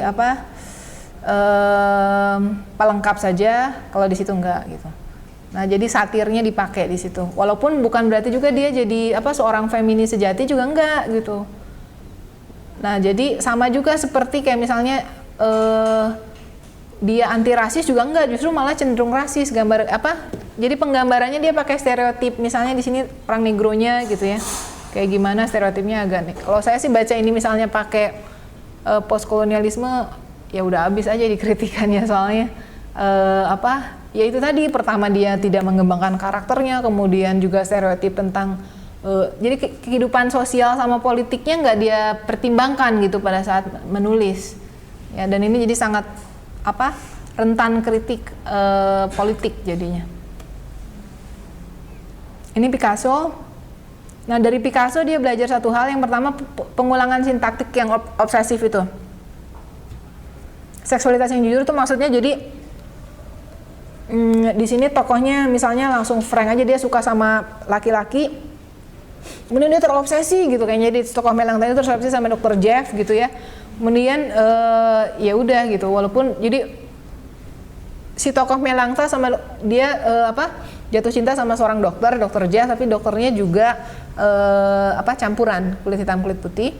Tapi mereka berdua kayaknya suka filsafat, jadi mereka adegannya tuh selalu antara obrolan filosofis gitu, antara si Melangta dengan Dr. Jeff, dan terus menerus gitu diulang-ulang gitu ya. Agak membosankan sih, tapi ya kayak gitu, obsesif. Pengulangannya terus-terusan juga. Nah, nanti gitu gambarnya itu selalu begitu. Jadi misalnya ada satu paragraf di awal yang menjelaskan misalnya Melangta adalah gadis yang begini sifatnya disebutkan. Nah, nanti di beberapa bagian itu diulang lagi. Jadi nanti kita akan mengenali frasa-frasa yang itu kan udah tadi gitu. Diulang terus. Kemudian ini keterlibatan esai dengan kehidupan emosional tokoh lain. Nah, itu kayak misalnya si Melangta itu dia benar-benar pengen masuk ke kehidupan emosional si Dr. Jeff.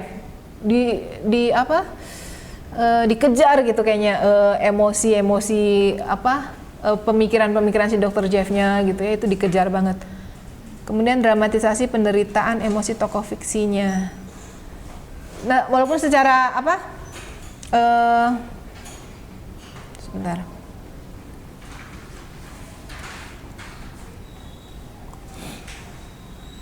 Oke, sebentar ya.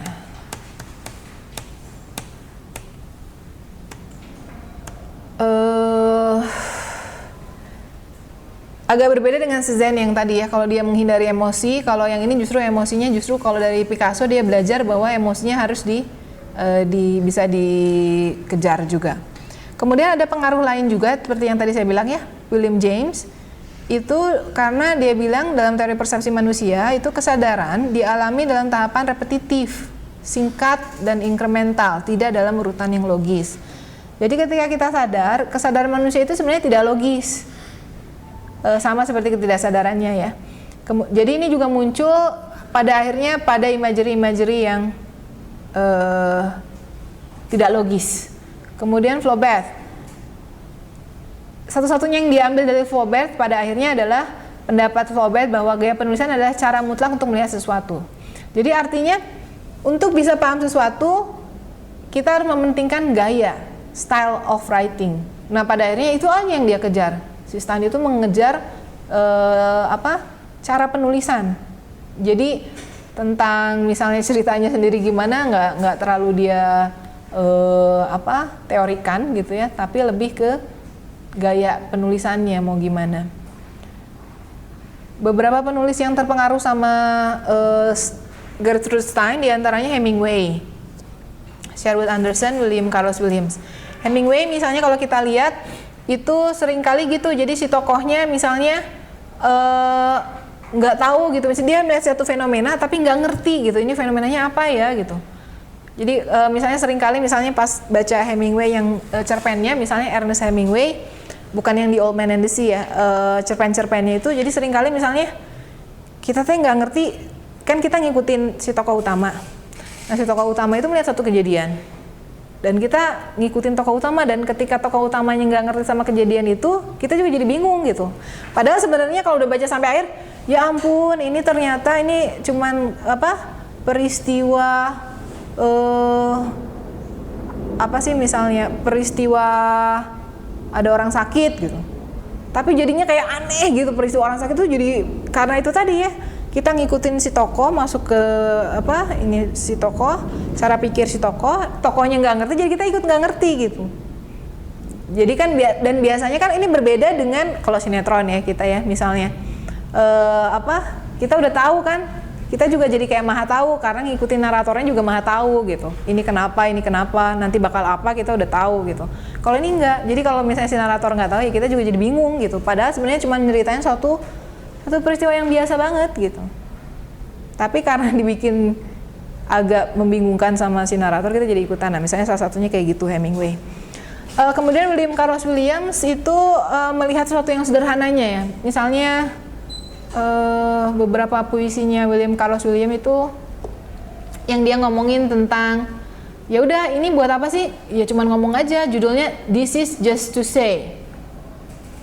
Gini kurang lebih kalau saya masih ingat lirik-liriknya. There were plums on the table. Apa sih? Jadi pokoknya gini intinya, ada buah plum di atas meja, buahnya manis deh gitu. Maaf ya, saya makan. Mungkin ini buat sarapan kamu, abis enak sih, dingin lagi. Udah cuman kayak gitu. Nah itu puisinya yang terkenal gitu. Judulnya Ini Hanya Untuk Ngomong. Nah jadi kayak semacam itu sebenarnya puisi yang sebenarnya kalau nulisnya nggak diatur baris-barisnya gitu nggak kayak puisi. Tapi kalau misalnya ditulisnya panjang itu kayak semacam surat yang ditempelin di kulkas gitu ya. Minta maaf ya, sorry plumnya saya makan ya gitu. Kurang lebih kayak gitu, tapi jadi puisi. Nah itu katanya sih ada pengaruh dari Gertrude Stein. Kemudian ini yang terakhir, misalnya ini Sherwood Anderson yang juga terpengaruh sama si Stein. Itu misalnya dia bilang Stein itu menempatkan kata-kata melawan kata-kata, menghubungkan suara dengan suara, kemudian dia bisa merasakan feeling for the taste, rasa ya, bisa mencium bau, kemudian bisa merasakan irama dari setiap kata. Ya nanti kalau kita lihat juga ini, kita baca ada iramanya mungkin ya gitu. Kemudian dia mencoba melakukan sesuatu dengan ujaran bahasa Inggris yang mungkin baru bisa dipahami nanti gitu. Dan dia nggak terburu-buru. Maksudnya ya udah, dia mungkin ya kurang lebih dia mau bilang mungkin melebihi zamannya, nanti suatu saat orang akan paham juga apa yang dimaksud sama Stein gitu. Nah kurang lebih begitu. Jadi memang kalau misalnya kita mau mengapresiasi karya sastra cerpen kayak gini, ya nulisnya nggak bisa misalnya, temanya begini-begini, tapi ya paling kita ngomongin teknik jadinya. Gitu. Nah di sini mau tidak mau ngomongin teknik di sini, teknik menulisnya Stein, terpaksa harus paham dulu kubisme, visual art. Oke, mungkin sampai sini ada pertanyaan?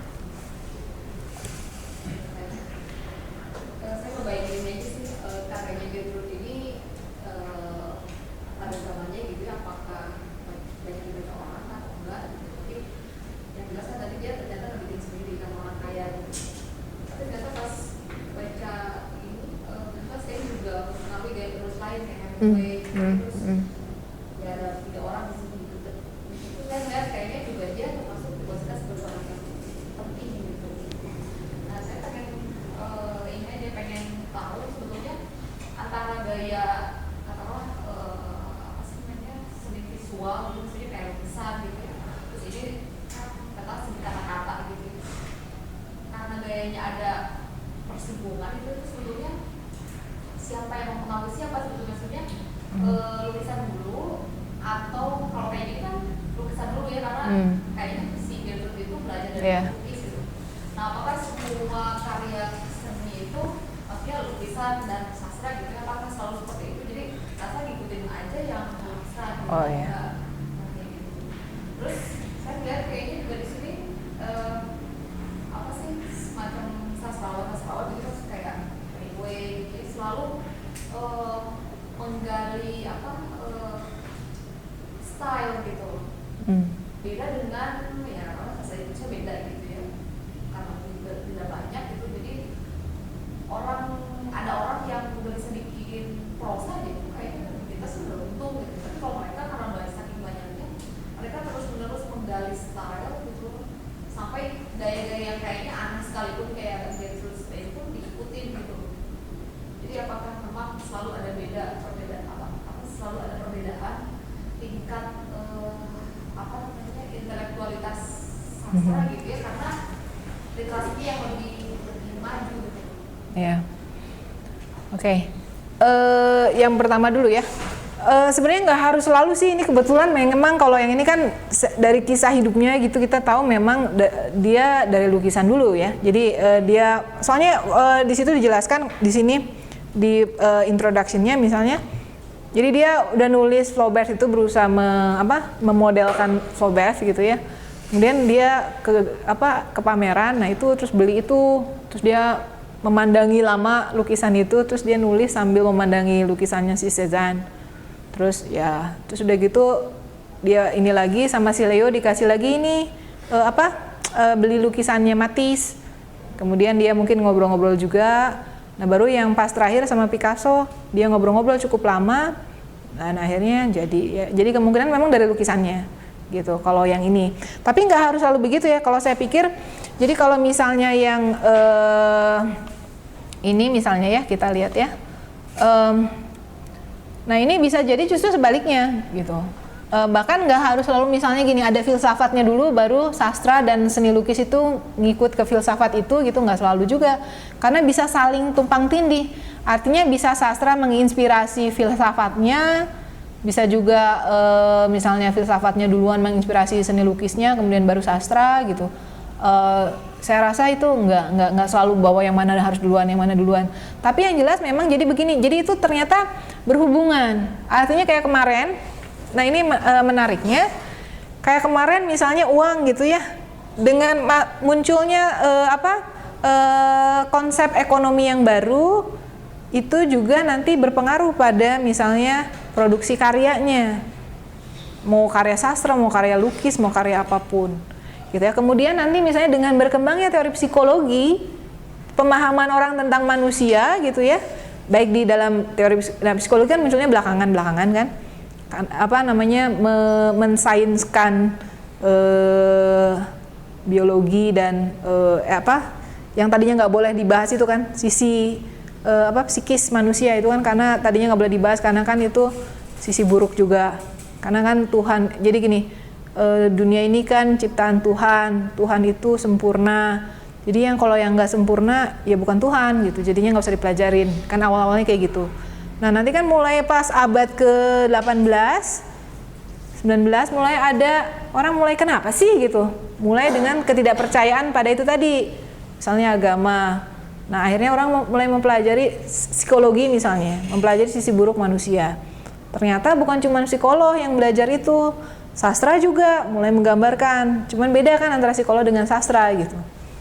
Nah kemudian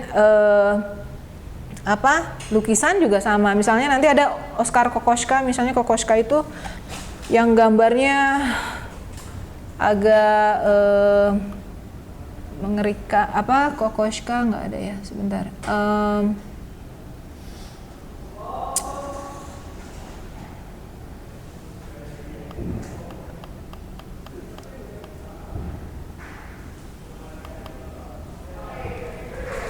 Oke, ini agak nggak jelas, tapi ya kayak gitu, gelap, itunya gelap gitu, latar belakangnya. Kemudian ya itu tadi penggambaran manusia, ya beda banget dengan self portraitnya Rembrandt misalnya, ya Rembrandt yang tadi gitu, kan nggak kayak gini gitu.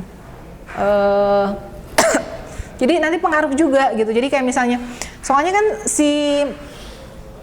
nah ini mungkin yang bedanya juga ya mungkin ya. Kenapa? Jadi si penulisnya baca berbagai literatur di sini saya nggak bilang sastra ya, berbagai literatur.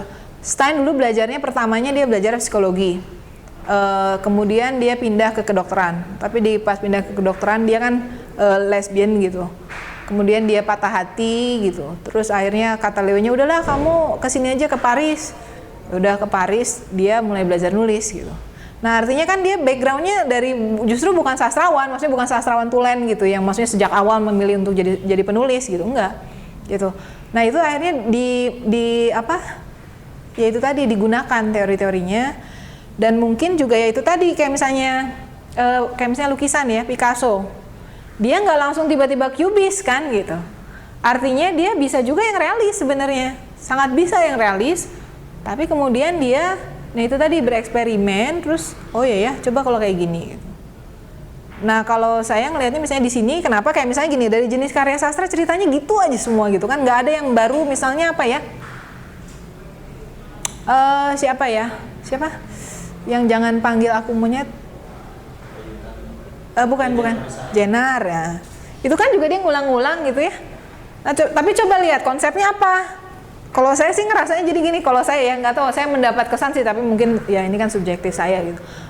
Mendapat kesan dia tuh bikin dulu baru bikin konsep gitu, belakangan untuk menjustifikasi tulisannya gitu. Kalau saya nggak entah ya, saya mendapat kesan seperti itu gitu. Nah kalau ini kan beda, jadi memang dia bikin konsep dulu, nah baru akhirnya ini gitu. Kalau menurut saya jadi pas baca Jenaro pengulangan mungkin ini sangat dekat sama Stein, tapi saya nggak tahu dia pernah baca Stein apa enggak gitu. Nah tapi kan yang diajukan sama Jenar konsepnya staccato gitu, dari seni musik. Tapi saya nggak tahu apa Jenar memang memahami musik atau enggak, atau dari teman-temannya aja, kemudian teman-temannya yang menjustifikasi, oh ini kamu kayak musik ini deh gini gitu. Nah terus sosialita juga menjadi penting gitu. Artinya di sini ya itu tadi kok pengaruhnya besar ya, karena nanti setelah dia Three Lives ini akhirnya kan dipublish, dapat banyak reaksi gitu ya. Tapi kemudian nanti dia memang setelah itu diundang ngasih lecture gitu. Nah kayak gitu. Tapi itu kan juga kalau menurut saya besar erat kaitannya juga kalau kita mau ngelihat ya, pakai membahasnya dari sudut pandang sosial dan ekonomi gitu. Ya itu juga mungkin pengaruh posisi dia yang mungkin punya kenalan cukup banyak gitu. Dan itu nggak bisa dilepaskan dari situ gitu. Tapi bukunya banyak gitu. Nggak banyak. Jadi karyanya nggak terlalu banyak. Tapi dia banyak menulis esai pada akhirnya. Jadi sebelum dia jadi penulis pergi ke Paris itu, dia malah tulisannya dia itu tentang psikologi, dimasuk ke jurnal gitu. Ada 2 jurnal ngomongin itu gitu. Nah jadi kalau misalnya kaitannya dengan di Indonesia, saya nggak akan bilang bahwa di Indonesia itu tidak berkembang, bukan tidak berkembang, lebih backward gitu ya, bukan lebih Penggalian stylenya jadi mungkin sebenarnya kita tuh kaya sekali ya kalau mau ya, tapi saya juga mengakui sih, termasuk saya, generasi saya sendiri, saya nggak berusaha misalnya masuk ke tradisi akar Indonesianya, ke Indonesiaan yang kuatnya itu kan saya nggak beli. Misalnya di candi itu ada apa, itu candi itu menarik sekali tuh, bagaimana representasi orangnya coba di candi, gambarnya kayak gimana. Itu juga kan nggak serealis yang ini kan gitu, dan banyak simbol-simbol gitu ya. Selain ini saya jadi ingat Donato ya Bu. Donato dia nulis dulu, dia nulis sayap malaikat itu kan sebetulnya pelukis. Donato itu pelukis ya, dan dia juga nulis. Nah dia yang menarik di sini, Stein ini tadi Ibu bilang tidak bisa melukis ya? Stein kayaknya enggak. Tidak bisa melukis. Jadi kok yang bisa gitu, hebat betul nih orang ketika saya percaya kalau otak pelukis sama otak tulis itu beda. Dia bisa menggunakan sudut pandang sedikit pelukis dan dibentuk seperti ini, kebetulan sangat bagus dan menjadi pengaruh karena keanehannya itu sendiri. Iya. Selain Stein ada nggak Bu orang yang berani melenceng sejauh ini sehingga menjadi pengaruh bagi? Itu banyak ya, terutama dalam karya sastra apa karya lukis. Kalau karya lukis itu kelihatan sekali ya ininya, misalnya ya karya-karya avant-garde terutama ya, itu kan yang misalnya contohnya ya itu misalnya Mondrian yang tadi ya, Mondrian itu kan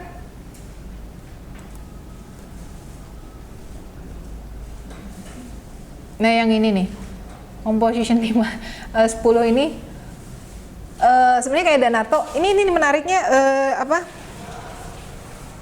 Kalau yang Indonesia soalnya saya ngelihatnya dia yang mengikuti perkembangan seni dunia itu memang lebih banyak tapi meniru sih gitu. Nah misalnya nanti dari satu lagi sebenarnya tadi saya mau ngebahas yang Moi Indi itu ya, kalau di poster kan ada ya, tapi nggak waktunya nggak akan cukup. Itu kayak gitu kelihatan. Misalnya bagaimana si Raden Saleh itu Raden Saleh itu salah satu pelukis Indonesia yang cukup hebat karena dia malah masuk ke lingkaran sosialita Eropa pada saat itu. Dia diundang makan sama Ratu Belanda gitu ya. Itu dia yang tadinya bukan siapa-siapa gitu. Kemudian dia banyak melukis buat bangsawan-bangsawan Eropa pada saat itu gitu. Lukisannya nggak kalah jelek daripada Eugene Delacroix yang tadi ya, sama Gary Colt gitu. Itu saya sayangnya ada di laptop saya yang satu lagi. Gambarnya percis banget, tekniknya sama gitu ya. Nah terus nanti ada beberapa nanti yang ini kan biasanya kebagi dua ya, antara yang ITB sama yang STC Jogja gitu ya, kalau aliran ya. Kalau yang ini kan modern, yang ITB itu lulusan ITB, modern itu nanti kayak Popo Iskandar gitu, itu kan ngikutin Cubist. Saya ada gambarnya. Nah ini saya kebetulan ada di sini. Itu mirip, jadi nanti terus misalnya Matisse ada gambarnya The Dance. Gambarnya orang lingkaran-lingkaran gitu, pegangan tangan jadi kayak lingkaran. Nah itu ada pelukis Indonesia bikin mirip banget gitu.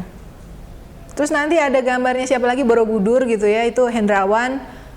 Ternyata itu siapa gitu, percis kayak Rothko, gambarnya Rothko kayak gitu-gitu. Itu memang pada akhirnya ya kalau dia mengikut secara literer terbuka gitu ya, dia membuka ya bisa berkembang pada akhirnya gitu. Nah tapi kayak misalnya tadi pelukis lain ada nggak yang kayak gitu, yang banyak sebenarnya justru. Nah tapi memang untuk bisa begitu kan yang penting paham konsep ya. Nah apalagi di dunia modern gitu, semakin di seni modern itu apapun bisa jadi seni ya. Contoh sederhananya kan ya si siapa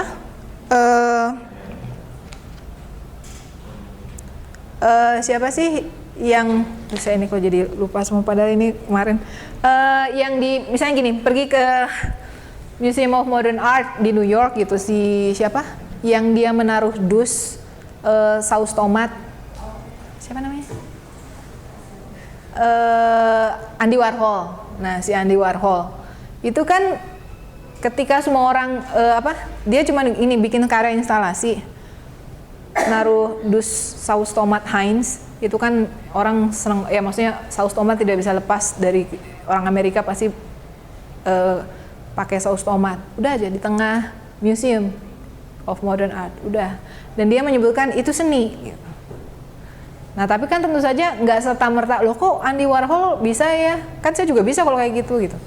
Jadi yang membuat itu jadi seni sekarang adalah konsepnya.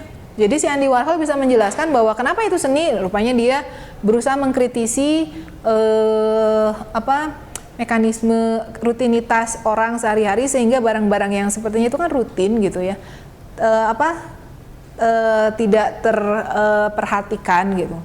Nah tapi sesuatu yang sudah ditemui sehari-hari, tapi ternyata itu ada satu keindahan di situ gitu, ketika misalnya dipikirkan dan ditaruh di tempat yang berbeda gitu. Ya cuman kayak gitu aja gitu. Nah akhirnya kayak Danarto juga kan dia pernah bikin puisinya yang gitu ya, segi 4 itu kan kayak gitu-gitu.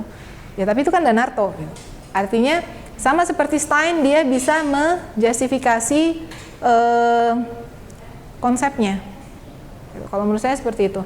Jadi nah cuman kalau orang Indonesia, kalau menurut saya ya kalau kita terus juga cuman ngelihat aja ya, nggak akan ada yang baru gitu, karena kita cuma jadi niru akhirnya, peniru yang baik tapi tidak menemukan sesuatu yang baru. Kalau menurut saya jadi sesuatu yang baru itu, saya ini agak nggak tahu ya, cuman saya agak sepakat dengan T.S. Eliot,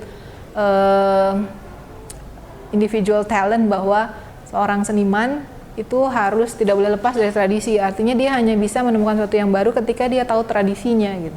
Nah di Indonesia itu banyak yang lepas, jadi loncat. Misalnya kayak itu tadi ngelukis, ini impressionism, abstrak, tapi karena dia nggak bisa melukis realis gitu. Jadi ya udah gambarnya kayak Jackson Pollock itu, tahu kan, yang cuman coret-coretan gitu. Ya udah Jackson Pollock bisa aja kan gambar kayak Jackson Pollock gitu. Tapi kan persoalannya bukan itu gitu.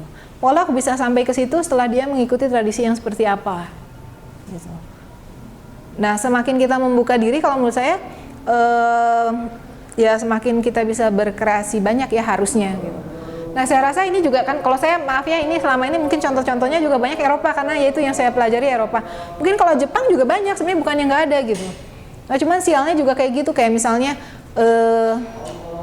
imagisme ya, ini salah satu gerakan imagisme itu juga baru juga ya. Ini sebenarnya ngelihat ke Jepang gitu, dia ngelihat puisi-puisi haiku Jepang, terinspirasi, terus oh ya, terus akhirnya menciptakan sebuah istilah sendiri, imagism gitu, di Perancis sama di Inggris tuh ininya. Terus tiba-tiba jadi kayaknya mereka penemunya, padahal kan itu sebenarnya, di Jepang mau udah dari tahun kapan, tahun abad ke-14 itu udah ada, gitu. Nah, hal-hal yang seperti itu mungkin. Ada lagi? Sedikit aja. Iya. Saya menangkap untuk yang cerita ini, Ibu tadi kalau tidak saya salah tangkap, ini banyak menyinggung masalah sintaksis atau yang dikatakan dari bidang bahasanya. Nah, ini kaitannya dengan kajian sastra interdisipliner.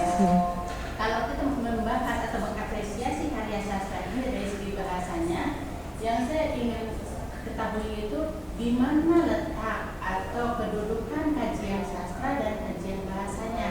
Apakah tidak akan tumpang tindih atau memang dalam kajian karya sastra interdisipliner itu kajian bahasa atau linguistik dan kajian sastra bisa bergabung? Iya, memang jadi tumpang tindih, Bu.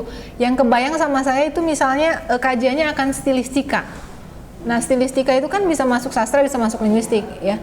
Nah, jadi memang di sini juga ada, ini ada satu buku, dia ngebahas yang tadi Mademoiselle d'Avignon, tapi secara formal. Jadi dia ngebahasnya garis-garisnya gitu ya.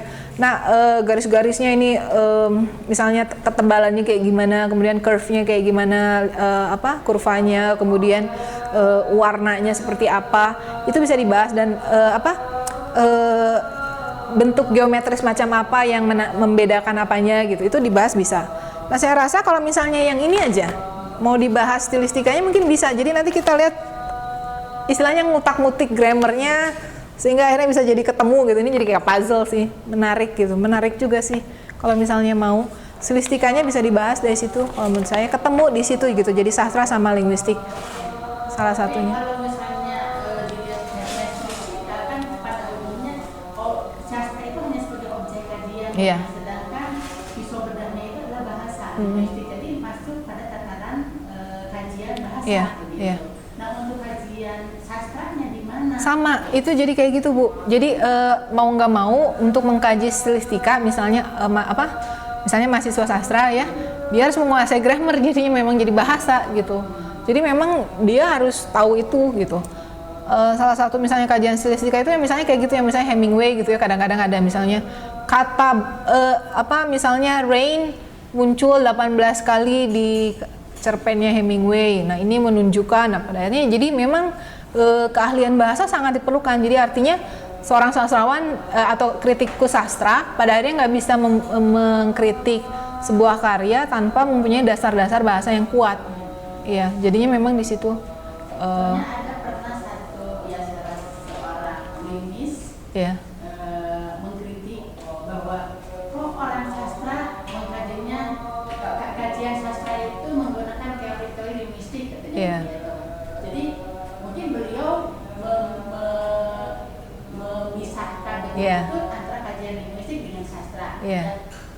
Dan dalam kajian linguistik dan dalam kajian Iya. stilistika pun kan itu sastranya hanya sebagai objek saja. Iya. Iya. Iya, memang agak susah kalau menurut saya, justru kalau saya sih misalnya ya sebagai misalnya kalau saya sebagai kritikus sastra, kalau menurut saya justru ketika saya menggunakan teori-teori linguistik itu justru menurut saya akan memperluas sastranya itu sendiri. Tapi memang ada beberapa yang gelisah gitu karena merasa jadi mungkin entah bidangnya diambil, entah gimana gitu. Memang ada yang seperti itu. Tapi kalau menurut saya sendiri ya misalnya kayak gitu sih. Kalau saya lebih membuka gitu karena lebih menarik aja kalau menurut saya. Sama seperti kayak misalnya semiotika, ya mau nggak mau misalnya ketika misalnya kita mau membahas semiotika visual, Nah itu kan kita harus belajar teori-teori warna, teori-teori bentuk juga ya gitu. Nah itu pada akhirnya ya kita belajar ke komunikasi mungkin, atau kalau nggak komunikasi ke seni rupa jadinya gitu. Ya, ada satu yang mungkin tidak perlu disebutkan. Jadi kalau misalnya orang sastra itu seolah-olah anti dengan grammar. Oh iya iya. Oke, kalau misalnya sastra Iya lah. iya iya. Tapi ya memang ini untuk kajian interdisipliner itu ruang lingkupnya di mana? Iya iya. Kedudukannya di mana? Kalau menurut saya nggak mungkin anti ya, karena artinya gini, ya mungkin itu tadi sih ya, mungkin karena dibangunnya pagar disiplin itu sudah begitu tinggi gitu. Memang ada juga sih yang seperti itu gitu. Kalau saya melihat itu ya itu tadi bentuk ketakutan-ketakutan kadang-kadang, tapi memang agak kalau menurut saya justru dengan menggunakan linguistik itu membantu sastranya interpretasinya jadi berdasar gitu. Soalnya kalau enggak kan gimana gitu. Bahasa tidak Iya. bahasa. Iya. Dan terutama orang-orang misalnya formalis itu kan sangat-sangat linguistik itu teorinya gitu. Jadi kayak misalnya Emerson Seven Types of Ambiguity. Jadi 7 jenis ketaksaan itu kritik sastra tapi kan tentang bahasa gitu. Malah grammar sekali itu gitu tata bahasa. Jadi nggak mungkin kalau menurut saya nggak mungkin nggak pakai bahasa gitu, teori bahasanya apalagi gitu. Dan seringkali juga misalnya saya pada saat misalnya membaca skripsi mahasiswa juga dari situ ternyata banyak gitu. Lewat linguistiknya misalnya kan ada ngutip gitu ya, kutipan ternyata dia memahaminya salah karena ya cara dia memahami tata bahasanya salah misalnya. Nah itu sangat bisa diiniin gitu. Parameter misalnya sebuah kritik selain dari disiplinnya gitu. Di parameternya apa? Maksudnya keluasan atau banyaknya bidang yang dipakai, banyaknya disiplin yang dipakai, atau apa? Atau memang lebih yang benar dibilang lebih dekat ke cultural studies ya, yang kayak dulu ada literature tadi semua. Jadi asal dia dapat sesuatu dari sebuah teks misalnya dengan berbagai macam sudut pandang, itu sudah bisa. Iya. Sebenarnya itu pertanyaannya agak ya susah ya, artinya gini. Ya interdisipliner paling yang jadi batasan ya, paling bisa gini kalau kita mau pakai batasan sastra yang formal mungkin ya. Jadi artinya gini, seringkali ya misalnya gini, sastra itu berarti yang begini gitu. Yang di luar itu berarti non sastra. Nah itu kalau kayak gitu mungkin jadi agak lebih jelas aja bahwa ketika sudah di luar yang formal berarti itu mungkin interdisipliner gitu. Ini saya baca yang kumpulan tulisan yang sastra Indonesia yang Jogja itu. Di situ kan emang dia coba mixing antara sosiologi, segala macam, dan dia dapat sesuatu lah dari teks sastra gitu kan. Alat-alat itu mungkin seperti itu ya. Jadi iya bisa dibilang kayak gitu. Misalnya seorang sosiolog juga dia bisa aja bisa membedah sebuah. Iya, dengan metode-metode sastra bisa, sangat bisa memang. Ya cuman ya itu tadi memang jadi pertanyaan gitu, validitasnya sampai mana? Misalnya ada ya keberatannya misalnya gini, kamu kan bukan psikolog gitu, emang kamu bisa menganalisis tokoh kondisi mental tokoh misalnya gitu, ketika ada yang mengajukan itu ya antara sastra dengan psikologi misalnya. Nah itu ada keberatan misalnya seperti itu gitu. Nah ya kalau menurut saya itu tadi memang itu ada bahaya-bahaya tertentu ya ketika lepas dari tradisi. Jadi kalau menurut saya memang yang paling penting itu kita konsepnya nggak lepas dari tradisi itu tadi gitu. Karena kalau sampai lepas ya memang jadi bahaya. Sama kayak kemarin kan saya sudah menyebutkan juga bahayanya new historicism itu misalnya nemuin satu fenomena itu jadi mewakili keseluruhan situasi pada sebuah masa tertentu padahal belum tentu gitu. Misalnya ada satu teks misalnya, tapi mau gimana coba, misalnya contohnya gitu ya, orang sejarah mau ngelihat kondisi seperti yang lakukan teman saya misalnya Priangan abad ke-15 Lihat dari mana? Teks pasti. Nah, cuman kan ketika kita ketemu satu teks, kita ngambil simpulan berdasarkan apa yang terbaca dari teks tersebut. Tapi kan apakah teks tersebut mewakili keseluruhan abad ke-15 gitu? Itu jadi bahaya juga gitu. Jadi apa untuk memahami, nah ini tadi juga ya, ini yang timeline yang saya bikin emang istilahnya, nah ini juga saya susah, istilahnya kan timeline. Seakan-akan ada garisnya itu anakronik, yang satu mendahului yang lain, ya. Karena kan pemahaman kita tentang waktu kan gitu kan, linear. Padahal kan nggak selalu kayak gitu. Artinya gini, kayak misalnya di zaman modern di tahun 2000-an, tetap aja ada orang yang misalnya ngelukisnya klasik gitu. Karya sastra sama. Ini kan harusnya zaman modern. Tapi dia misalnya pakai style yang gotik banget gitu, bisa aja.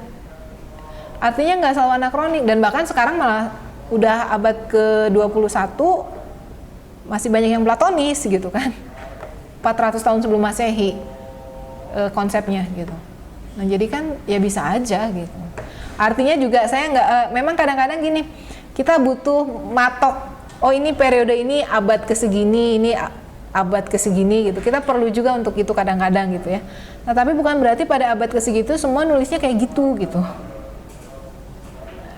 Itu yang jadi yang dibongkar sama New Historicism tuh bahwa kayak gitu, bahwa sejarah itu nggak pernah benar gitu. Maksudnya nggak pernah melingkupi semua, dia hanya sebagian aja gitu. Jadi memang berisiko ya, tapi bukan berarti Iya. tidak harus dicoba. Iya.